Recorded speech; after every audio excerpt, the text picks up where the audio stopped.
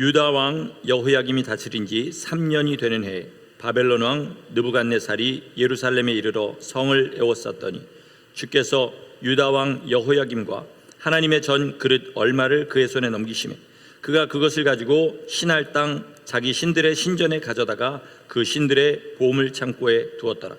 왕이 환관잔 아스브나스에게 말하여 이르되 이스라엘 자손 중에 왕족과 귀족 몇 사람 곧 흠이 없고 용모가 아름다우며 모든 지혜를 통찰하며 지식에 통달하며 학문에 익숙하여 왕궁에 설 만한 소년을 데려오게 하였고 그들에게 갈대아 사람의 학문과 언어를 가르치게 하였고 또 왕이 지정하여 그들에게 왕의 음식과 그가 마시는 포도주에서 날마다 쓸 것을 주어 3년을 기르게 하였으니 그 후에 그들은 왕 앞에 서게 될 것이더라. 그들 가운데는 유다 자손 곧 다니엘과 하나냐와 미사엘과 아사랴가 있었더니 환관장이 그들의 이름을 고쳐 다니엘은 벨드사살이라 하고 하나냐는 사드락이라 하고 미사엘은 메삭이라 하고 아사랴는 아벤느고라 하였더라. 다니엘은 뜻을 정하여 왕의 음식과 그가 마시는 포도주로 자기를 더럽히지 아니하리라 하고 자기를 더럽히지 아니하도록 환관장에게 구하니 하나님이 다니엘로 하여금 환관장에게 은혜와 긍휼을 얻게 하신지라. 아멘. 성경은 우리에게 하나님의 뜻이 무엇인지를 알려주는 그런 책입니다. 하나님은 이 일을 두 가지 방법으로 하시는데 하나는 하나님의 뜻이 무엇인지 그냥 직접적으로 알려주시는 것입니다. 예를 들어서 나 외에 다른 신을 두지 말라. 신약 성경에서 예수께서 서로 사랑하라 이렇게 그냥 있는 그대로 법조문처럼 알려주시는 그런 방법이 하나 있고 또 다른 하나는 뭐냐면 우리와 똑같은 사람이 한 사람은 주의 말씀대로 살았더니 승리하는 삶을 보여주시고 또 다른 한 사람은 주의 말씀을 대적하고 불순종하고 살았더니 어떻게 됩니까? 많은 것을 보여주셔서 순종하는 사람이 어떻게 순종한지 보고 그대로 해라. 그리고 많은 사람이 어떻게 불순한지 보고 그것들을 따라하지 말고 내 삶에서 제해버려라. 이렇게 하나님의 뜻을 우리에게 보여주십니다. 오늘 본문의 다니엘은 구약 성경에서 대표적으로 하나님 뜻대로 살아서 승리한 사람입니다. 하나님께서 다니엘과 그 세 친구 얘기를 성경에 왜 실으셨겠습니까? 하나님께서 왜 다니엘 얘기를 거기 실으셨을까요? 보고 감상해라 아니면 너희도 그와 같이 행하라. 무엇일까요? 너희도 그와 같이 행하라는 것입니다. 다니엘은 멸망한 나라의 포로였어요. 그런데 바벨론의 왕이 이제 유다의 사람들이 뛰어난 것을 알다 보니까 그 중에서 학문과 지혜가 출중한 사람, 출신이 좋은 사람, 용모가 좋은 사람 며칠 골라가지고 나라의 귀한 일을 맡기려고 3년간 훈련을 시켰습니다. 요즘으로 따지면 인재 양성 프로그램에 그렇게 들어가게 된 거죠. 그리고 거기서부터 시작해서 어떻게 됩니까? 바벨론의 2인자가 됩니다. 또 바벨론이 금방 망해서 그 페르시아 왕국이 들어섰는데 거기서도 또 2인자가 되는 그런 놀라운 일이 일어납니다. 그러니까 다니엘은 그냥 역사적으로만 보아도 진짜 입지전적인 그런 인물인 거예요. 그런데 그거보다 더 놀라운 것은 뭐냐면 우상을 섬기는 그 큰 강대국에 2인자 자리까지 두 나라의 2인자 자리까지 올라갔음에도 불구하고 그의 신앙을 굳건하게 지켰다는 것입니다. 그냥 지킨 정도가 아니라요, 그를 통해서 우상을 섬기는 왕들이 하나님을 알게 되고 그리고 그를 통하여 하나님의 이름이 온 나라에 선포되게 하는 그런 놀라운 믿음으로 자기의 신앙을 지키게 됩니다. 근데 여러분 다니엘서를 잘 아시지만 그렇게 되기까지 모든 일이 다 평탄하지만은 않았습니다. 하나님 뜻대로 살려고 할 때마다 위기가 있었어요. 그 위기들을 믿음으로 이겨냈습니다. 오늘 하나님께서 우리에게 가르쳐 주시고자 하는 것이 너희 삶에도 꼭 그렇게까지는 아니지만 이런 위기의 순간들이 있는데 어떻게 이겨야 하는지를 우리에게 보여주시고자 하는 것입니다. 이들이 처음 맞은 위기는요, 오늘 본문의 내용입니다. 왕에게 뽑혀가지고 교육을 받게 된 것까지는 좋았습니다. 그런데 그러려면 왕이 주는 음식을 먹어야 되는데, 그 당시에 왕의 술, 왕의 고기들은 다 뭐냐면 우상에게 바쳐진 제물이었던 거예요.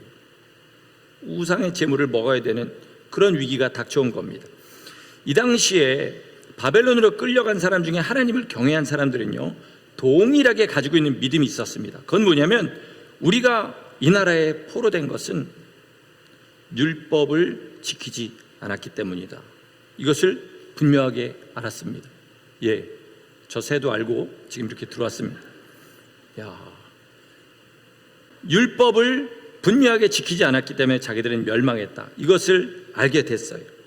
자, 그런데 율법을 보니까 하나님께서 멸망만을 예언하신 것이 아니라 다시 회복하게 하는 역사를 예언하신 것을 보게 됩니다. 그게 레위기서 26장 41절과 42절에 있는데, 제가 읽어드릴 테니까 한번 잘 들어보시기 바랍니다.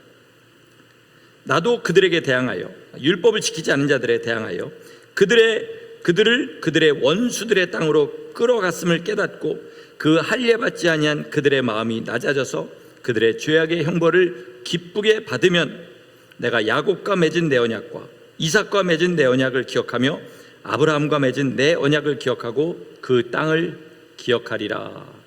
아멘. 자, 무슨 말입니까?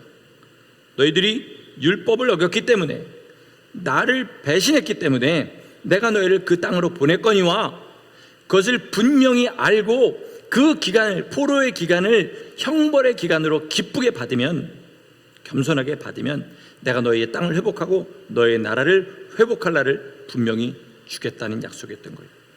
하나님이 다 버리시진 않았다는 그런 약속입니다. 그래서 어떻게 합니까? 독립을 위한 싸움 같은 거 하지 않습니다.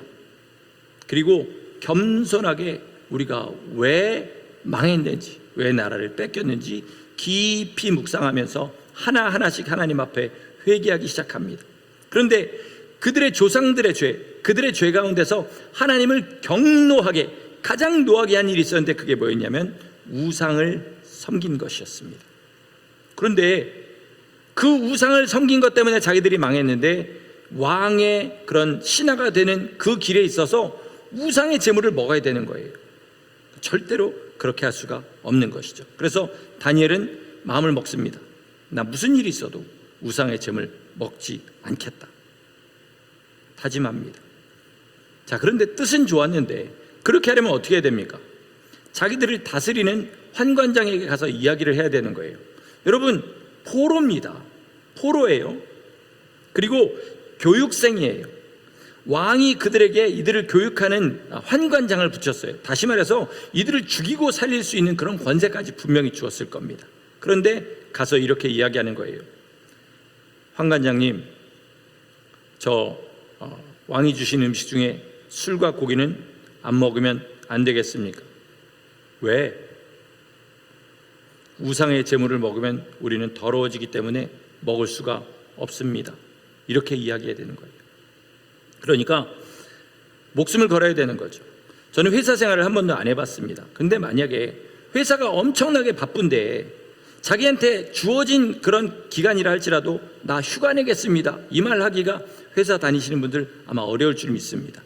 그런 얘기 하나 하는 것도 그렇게 어려운데, 가장 규칙이 엄한 왕궁에 들어가서 그것도 왕이 주는 음식을 우상의 제물이라 해서 안 먹겠다는 것은 목숨을 거는 일이었던 거예요. 그런데 이들이 환관장에게 그 말을 했을 때 오늘 본문을 보니까 하나님께서 일하시기 시작합니다. 어떻게 일하냐면 그 환관장의 마음을 주께서 만지셔서 다니엘을 좋게 보게 만드시는 거예요. 그리고 얼마간의 시험 기간을 거친 후에 다니엘과 그 친구들은 우상의 제물과 술들을 먹지 않아도 괜찮게 됩니다. 자, 여기서 우리가 생각해 봐야 될 것이 있습니다. 그들이 머리가 좋을 수도 있고요, 집안 배경이 좋을 수도 있습니다. 그러나 분명히 그들은 우리와 똑같은 사람입니다. 우리가 똑같은 사람이에요. 그 똑같은 사람이 하나님을 향한 분명한 신앙을 가지고 나왔을 때 그 첫 번째 시험부터 승리하도록 하셨다는 사실입니다. 어떻게 이것이 가능했을까요? 성경은 오늘 우리에게 그것을 가르치고 있는데 본문 8절의 내용이 바로 그것입니다. 자, 제가 읽어드리겠습니다. 같이 한번 보시겠습니다. 다니엘은 뜻을 정하여 왕의 음식과 그가 마시는 포도주로 자기를 더럽히지 아니하리라 하고, 뭐라고요? 뜻을 정했다는 겁니다. 이게 오늘 설교의 제목입니다. 그들은 뜻을 정했습니다. 뜻을 정하되 거기에 자기의 삶을 걸었습니다. 거기는 분명한 이유가 있었어요. 그냥 이렇게 하는 것이 좋아 보여서가 아니라 자기들의 조상과 자기들이 왜 지금 포로 생활을 하고 있습니까? 왜 포로 생활을 하고 있어요? 우상을 섬겼기 때문에, 하나님의 명령을 우습게 여기고 거역했기 때문에 지금 이 포로 생활을 하는 것이 자기들의 현실이에요. 그렇기 때문에 절대로 나는 우상에게 절하지도 않고 우상의 제물을 먹지 않아서 나와 내 자손에게 주신 하나님의 약속이 반드시 이루어지게 하리라. 이스라엘의 회복은 전쟁이 아니라 자기들이 하나님의 법을 철저하게 지키는 것이라는 것을 알았고, 그것 때문에 자기의 뜻을 분명하게 정하고 죽으면 죽으리라 그렇게 나갈 수 있었던 것입니다. 그런데 여기서 성경이 보여주시는 것이 있어요. 그건 뭐냐면 언제 하나님이 개입하셨냐는 겁니다. 여러분, 하나님이 언제 개입하셨습니까? 다니엘이 뜻을 정한 순간에? 아니면 다니엘이 뜻을 정하고 환관장에게 찾아가서 말한 후에? 언제입니까? 가서 말한 후에 하나님이 개입하셨습니다. 뜻을 정했을 때가 아니라 그 뜻을 실제로 사람과 하나님 앞에 증명했을 때 하나님께서는 신실하시고 그 약속을 저버리지 않으시고 그들을 위험에서 건져내신 것을 믿습니다. 여러분, 이것이 우리 삶에 있어야 됩니다. 우리가 주로 언제 넘어집니까? 언제 주님의 명령에서 멀어집니까? 위기가 닥쳤을 때죠. 위기가 닥쳤을 때. 마음은 먹는데 위기가 닥치면 작은 것에 믿음을 넘겨버리고 또 큰 위기가 왔을 때도 믿음을 넘겨버립니다. 그런데 마음을 먹고 그런 위기가 왔을 때 그냥 하라는 게 아니라 하나님의 약속을 믿음으로 그 위기에서 하나님의 명령을 선택하면 하나님이 그 시점부터 역사하신 줄 믿으시기 바랍니다. 이게 우리 믿음인 거예요. 자, 이 사실은요, 그 다음의 위기인 금신상에게 절하는 그 장면에서 더 분명하게 보여줍니다. 그들이 이제 아직 교육생으로 있을 때예요. 느부갓네살 왕 2년에 느부갓네살 왕이 꿈을 꾸게 됩니다. 그리고 다니엘이 그걸 해석해줘요. 그래서 다니엘은 그날의 모든 지혜들 중에 가장 높은 사람으로 세워지고 왕 옆에 두게 됩니다. 그리고 그 세 친구들은 지방으로 가게 돼요. 근데 어느 날 느부갓네살 왕이 금신상을 아주 크게 세웁니다. 이 지붕 정도 사이즈 되는 그런 금신상을 세우고 그 낙성식에 모든 지방의 관리들까지 다 부르고 그리고 절을 하게 만들어요. 아마 다니엘은 여기에 안 나오는데 이미 하나님의 사람인 것으로 인정이 되어서 거기에서 제외된 것으로 보입니다만 이 세 친구는 그렇지 않았습니다. 당연히 절을 안 하죠. 우상의 제물이라고 여겨지는 것도 안 먹었는데 절을 하겠습니까? 그랬더니 그들의 대적들이 그들을 고발합니다. 느부갓네살 왕이 그를 부르고 풀무불을 불을 붙인 다음에 둘 중에 하나를 선택하게 만듭니다. 절할래? 아니면 저기 들어갈래? 이전에 우상의 제물을 먹을 때는 그런 위험이 직접 눈앞에 보이진 않았어요. 머릿속으로 그냥 생각했을 뿐이죠. 그런데 이번에는 금신상이 오른쪽에 있고 왼쪽에는 풀무불이 있었어요. 그때 이들은 단 한 번도 고민하지 않고 이렇게 자기를 협박하는 왕에게 담대하게 대답합니다. 그 내용을 제가 읽겠습니다. 여러분 눈으로 같이 따라 보시겠습니다. 잘 아는 이야기죠. 그런데 여러분이 이 시점에 있다고 생각하시면서 한번 보시기 바랍니다. 느부갓네살이여, 우리가 이 일에 대하여 왕에게 대답할 필요가 없나이다. 왕이여, 우리가 섬기는 하나님이 계시다면 우리를 맹렬히 타는 풀무불 가운데에서 능히 건져내시겠고 왕의 손에서도 건져내시리이다.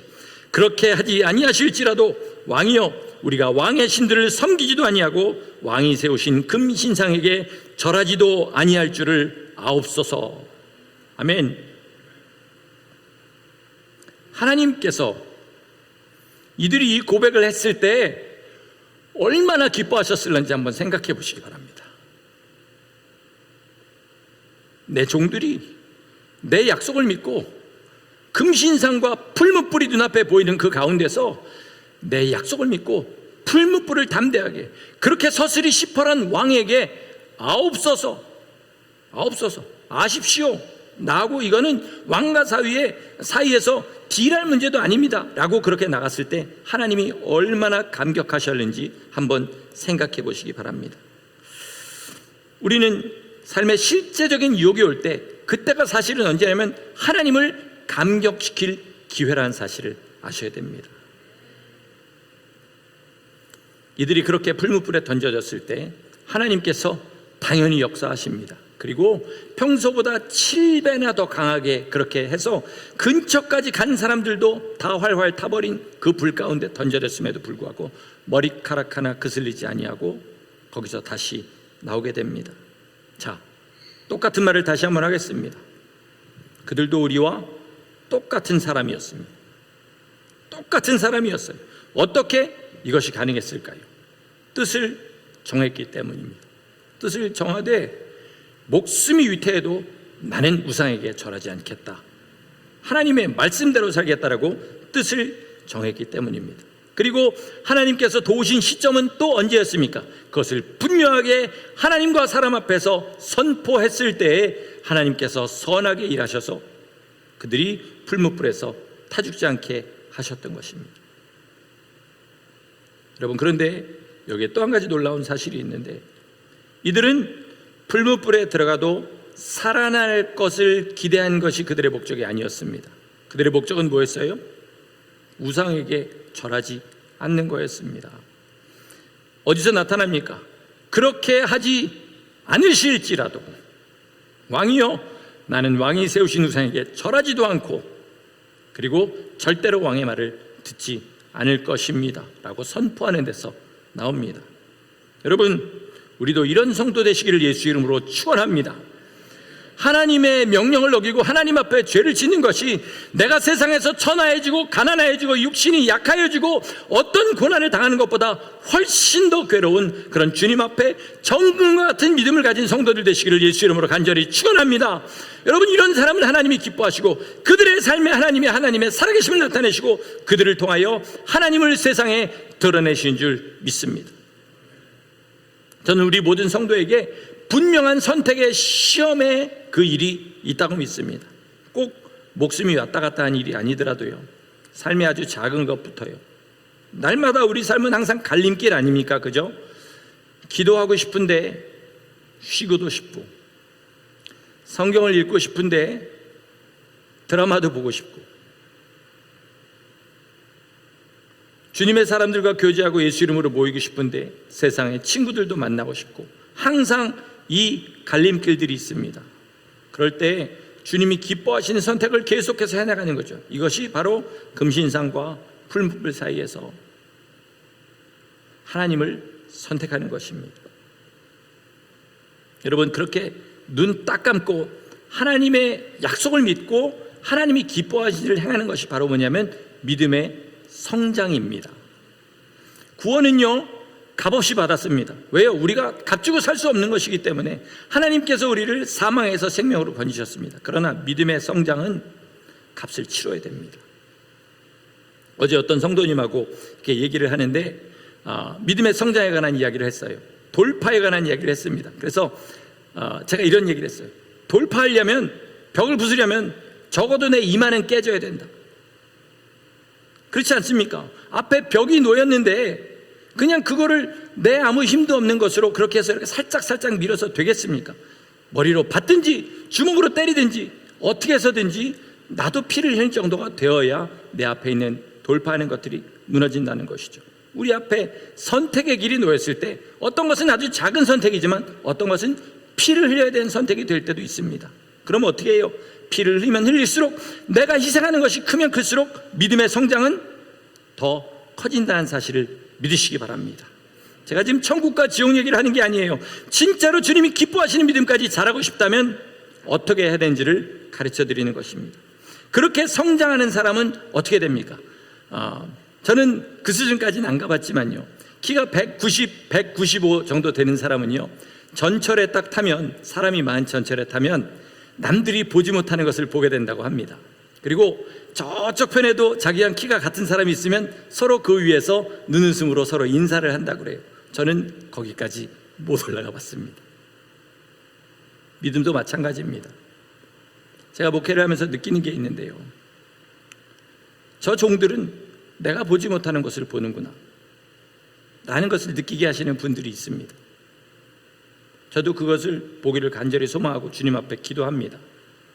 여러분, 남이 보지 못하는 것을 보는 사람은요, 이 보지 못하는 사람들은 전혀 이해하지 못하는 말을 합니다. 그렇지 않습니까? 그래서 딴 세상 사람처럼 보여요. 우습게 보이죠. 그러나 그들은 남들이 보지 못하는 것을 보게 되는데, 어떻게 그렇게 되느냐? 믿음의 갈림길에서 하나님이 기뻐하시는 선택들을 해나가면서 거기까지 올라갔기 때문이라는 사실을 아시기 바랍니다. 여러분, 뭐가 탐나십니까? 그곳에 올라가서 남들이 보지 못하는 것을 보시길 원하십니까? 아니면 이 땅에서 그저 남들이 지지고 볶고 하는 것 똑같이 하면서 그걸 기쁨으로 여기고 사시기를 원하십니까? 썩어질 것을 위해 살기를 원하십니까? 아니면 썩지 않을 것을 위하여서 이 땅에서 썩을 것들을 주님 앞에 드리기를 원하십니까?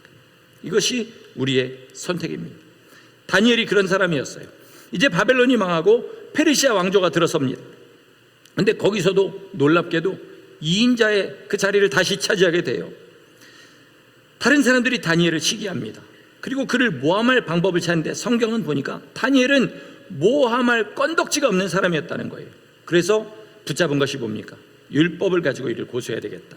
그리고 어떤 법을 만드냐면, 앞으로 30일간 왕 외에 어떤 사람에게도, 어떤 신에게도 다른 것을 구하는 사람은 사자굴에 던져 넣읍시다 라는 법을 만들어서 왕의 어인을 거기다 딱 찍게 됩니다. 다니엘은 콧방구도 끼지 않고 하는 일을 계속합니다. 그리고 사자굴까지 들어가게 돼요. 그리고 여러분 잘 아시는 대로 하나님께서 신실하사 사자들을 보내요. 사자들이 아니라 천사들을 보내요. 그 입을 막게 하시고, 이제까지와 스토리는 좀 다르게 다니엘을 모함한 자들을 그 사자의 밥이 되게 하는 보응까지 그렇게 하시게 됩니다. 그리고 여러분, 놀라운 게 뭔지 압니까? 금신상 사건 때도 그랬고요, 이 사자굴 사건 때도 하나님께서 왕의 입술을 통하여서 너희들은 이들이 섬기는 신 하나님에게 우습게 굴거나 아무 말이나 하지 말아라. 그런 사람들은 집터를 부수고 그리고 그 집을 완전히 거름더미로 만드는 그런 일을 해야 된다. 왜? 그 하나님은 금신상 앞에서도 그들을 건지시고 사자굴에서도 그들을 건지신 하나님의 것을 내가 직접 보았기 때문이다. 이렇게 왕들이 선포하는 엄청난 이적들이 일어나게 됩니다. 근데 여러분, 이 사건을 한번 잘 보세요. 율법에 하루에 3번 기도하라는 법이 있습니까? 여러분이 성경을 읽으시면서 하루에 시간을 정해놓고 3번 기도하라는 법이 율법에 있나요? 없습니다. 그러니까 다니엘은 초이스가 많았어요. 굳이 하나님의 이름을 더럽히지 아니더라도 자기가 사자굴에 들어가지 않을 수 있는 초이스가 많았습니다. 하루에 3번 기도한다 할지라도 방문 닫고 하면 아무 문제 없었어요. 그렇죠? 아니면 그저 속으로 기도했으면 아무 문제 없었습니다. 그런데 다니엘은 그동안 자기를 지켜주신 하나님을 믿었어요.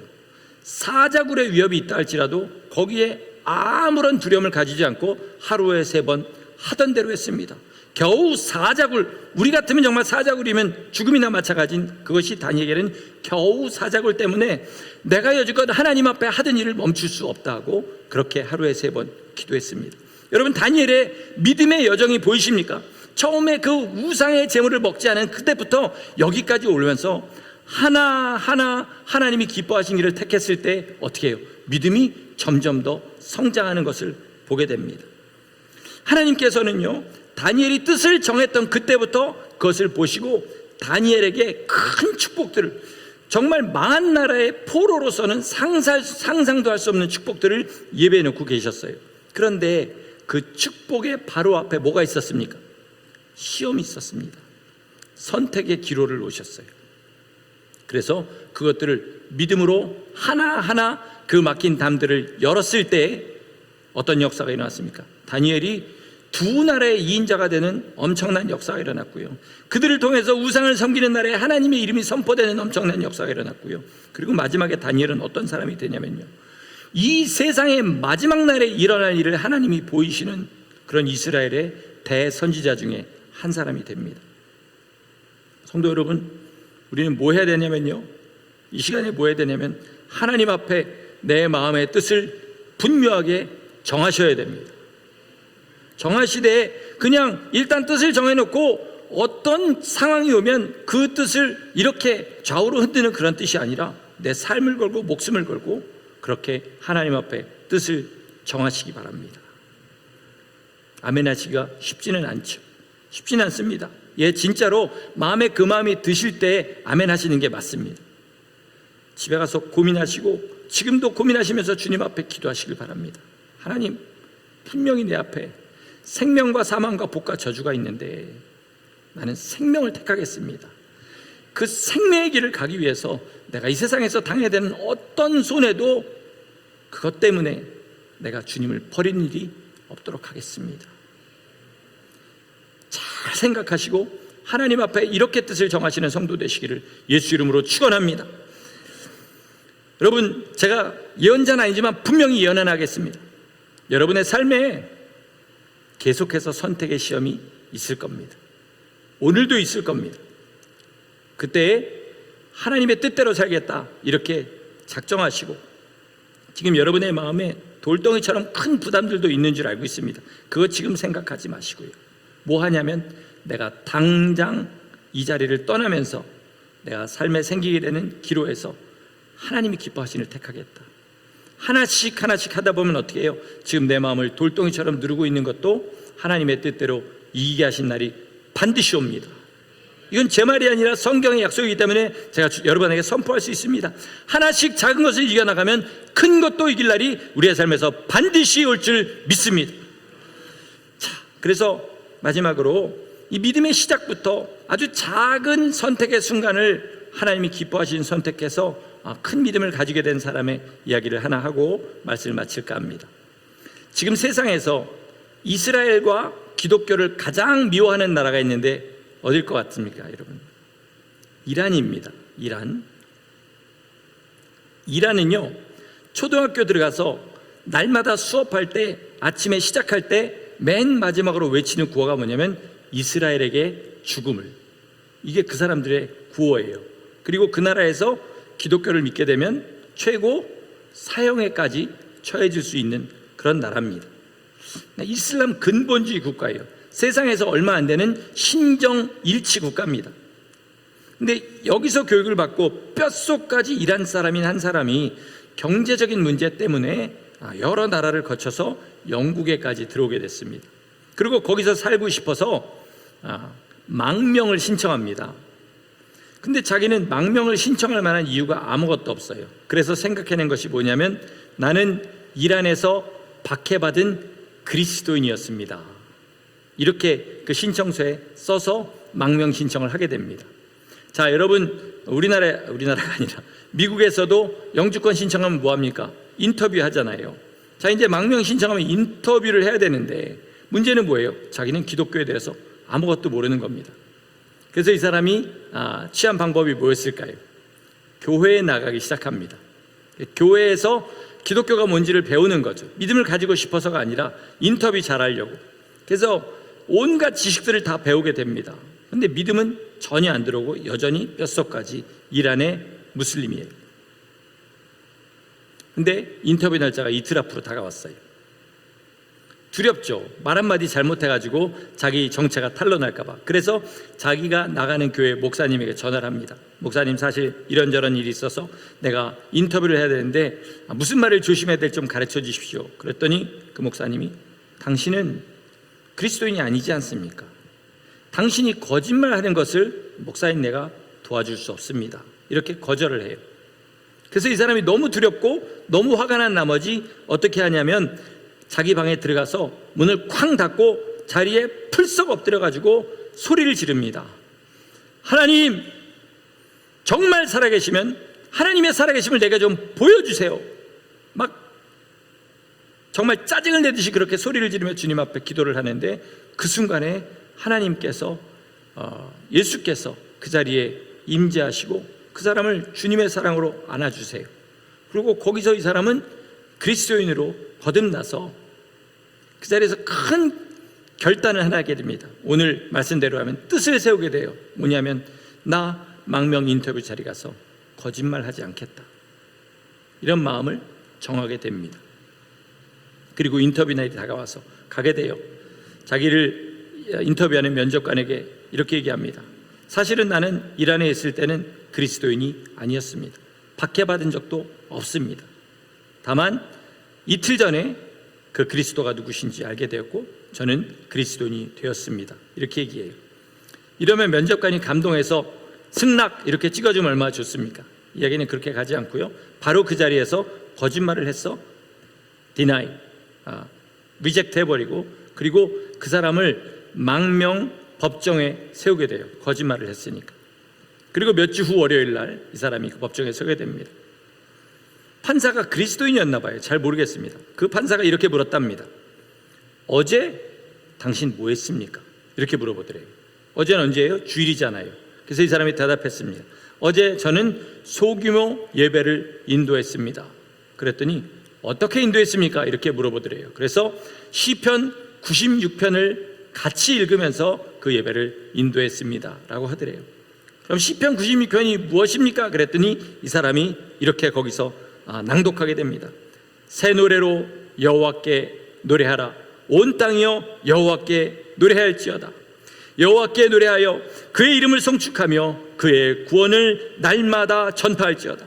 그의 영광을 백성들 가운데, 그 기이한 행적을 만민 가운데 선포할지어다. 이렇게 하는데 거기에 있는 그 판사와 거기에 있는 사무관들이 확인하려고 같이 그 말씀을 읽다가 이 사람이 믿음으로 그 고백하는 걸 듣고 마음에 감동을 받게 돼요. 그리고 그 판사가 어떻게 했을까요? 거기서는 우리의 기대대로 당신의 망명을 승인합니다. 그렇게 해서 영국의 망명자가 되었습니다. 뜻을 굳게 정했습니다. 첫 시험이었죠. 예수님 믿고 그 시험에서 나는 예수님 뜻대로 거짓말하지 않겠다. 그가 건 것은 무엇입니까? 영국에서 그리스도인으로 사느냐, 아니면 이란에서 박해받는 그리스도인으로 사느냐, 이 둘 중에 하나였어요. 우리가 지금 삶에서 어떤 것을 버려도 아마 이 사람이 선택함보다 더 귀한 것을 버리기는 쉽지 않을 것입니다. 그랬을 때 하나님께서 다니엘과 그 세 친구들에게 역사하신 그대로 역사하셔서 그가 영국에 남아있을 수 있도록 그렇게 하셨습니다. 저도 그렇고 여러분도 그럴 줄 믿습니다. 우리는 우리의 믿음에 참 실망을 많이 해요. 왜요? 작은 것에 자꾸 넘어지니까, 작은 유혹에 자꾸 내 믿음을 내어주니까 하나님 앞에 고개 들기가 어렵습니다. 그러나 하나님은 어제까지의 일은 어제로 두시고 오늘부터 우리의 삶을 새롭게 하시는 분인 줄 믿습니다.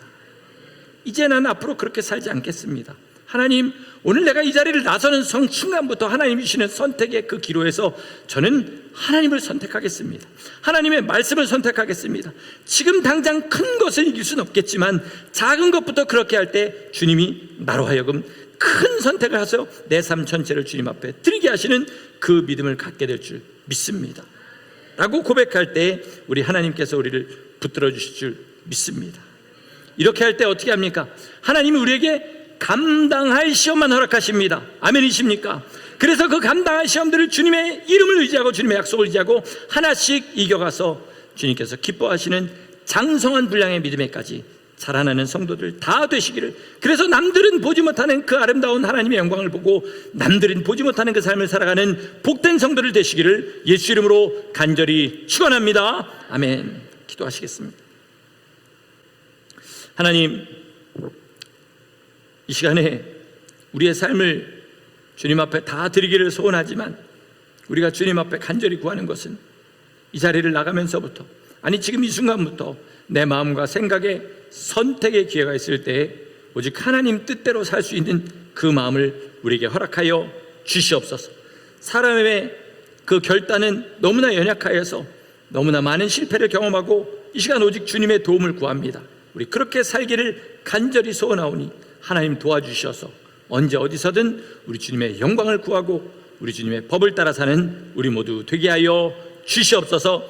예수 그리스도 이름으로 감사하며 기도드렸습니다. 아멘.